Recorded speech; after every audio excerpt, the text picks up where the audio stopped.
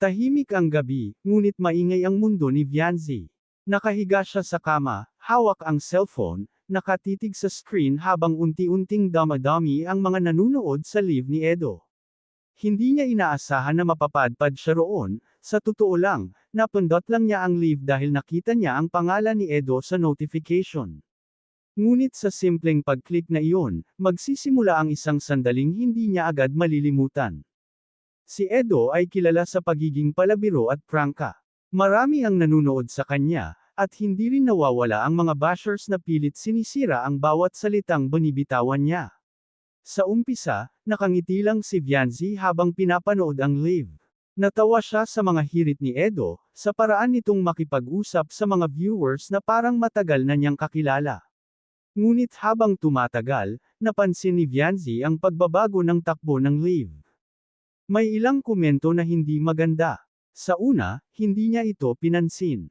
Sanay na siya, sanay na rin ang marami, na may mga taong basta na lang nananakit gamit ang salita. Ngunit nang mabanggit ang pangalan niya, napahinto siya sa paghinga. Hindi niya inakalang madadamay siya. May isang viewer na nagbitaw ng salitang mapanlay tungkol sa kanya, pilit siyang hinayla pababa kahit wala naman siyang ginagawang masama. Biglang bumigat ang pakiramdam ni Vianzi. Pakiramdam niya, kahit nasa likod siya ng screen, ramdam ng lahat ang hiya at sakit na damapo sa kanya. Gusto niyang isara ang live, gusto niyang maglaho na lang.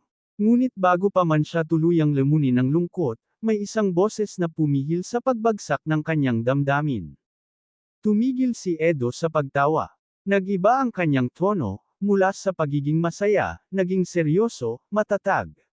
Tumingin siya diretso sa camera, para bang alam niyang may isang taong kailangang marinig ang susunod niyang sasabihin. Sandali lang, sabi ni Edo. Hindi ko hahayaan yan dito sa live ko. Nagulat si Vianzi. Parang huminto ang oras. Ramdam niya ang mabilis na tibok ng kanyang puso habang nakikinig. Kung wala kayong magandang sasabihin, manahimik na lang kayo, dugtong ni Edo. Hindi porket nasa likod kayo ng screen, may karapatan na kayong manginsulto. Si Vianzi ay tao, may damdamin, may puso. Sa bawat salitang binibitawan ni Edo, unti-unting naramdaman ni Vianzi ang init sa kanyang dibdib. Hindi niya namalayang napangiti siya, kasabay ng bahagyang pamumuo ng luha sa kanyang mga mata. Hindi dahil sa lungkot, kundi dahil sa isang emosyon na matagal na niyang hindi nararamdaman, ang maramdaman na may isang taong handang tumayo para sa kanya, kahit maraming nakatingin. Respeto lang, patuloy ni Edo. Hindi mahirap maging mabuti. At kung nandito kayo para manakit, pwede kayong umalis. Isa-isa niyang binlock ang mga bastos na komento. Tahimik ang comment section sandali, tila nagulat din ang mga nanunood sa tapang ni Edo. At sa katahimikang iyon, mas lalong lumakas ang tibok ng puso ni Vianzi. Kinilig siya, hindi yung kilig na maingay at halata, kundi yung kilig na dahan-daang gumagapang sa loob, yung kilig na nagpapangiti sa iyo kahit mag-isa ka lang.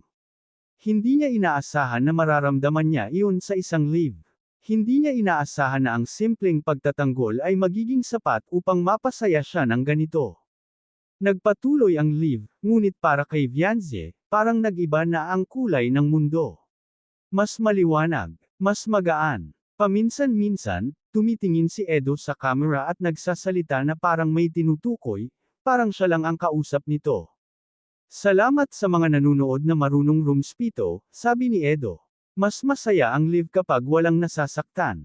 Napabuntong hininga si Vianzi. Sa loob-loob niya, gusto niyang magpasalamat. Gusto niyang sabihin na malaki ang naging epekto ng ginawa ni Edo. Ngunit nanatili muna siyang tahimik, hinayaan niyang ang damdamin ang magsalita. Pagkatapos ng live, hindi agad nakatulog si Vianzi. Paulit-ulit niyang inalala ang mga sinabi ni Edo, ang seryosong mukha nito, ang tapang at malasakit na ipinakita. Doon niya napagtanto na minsan, hindi mo kailangang kilalanin ng lubusan ang isang tao para maramdaman ang kabutihan ng kanyang puso. Ang gabing iyon ay nagturo kay Vianzi ng isang mahalagang bagay, may mga taong darating sa buhay mo sa pinaka-hindi inaasahang paraan, at sa isang iglap, kaya nilang baguhin ang nararamdaman mo. Ang simpleng pagtatanggol ay maaaring maging simula ng pag-asa. At ang isang live na pinanood lang sana para libangin ang sarili, ay naging alaala ng kilig na mananatili. Ngumiti si Vianzi bago ipikit ang mga mata. Sa kanyang puso, alam niyang hindi niya malilimutan ang gabing kinilig siya, dahil may isang Edo na piniling ipagtanggol siya, kahit wala siyang obligasyong gawin iyon.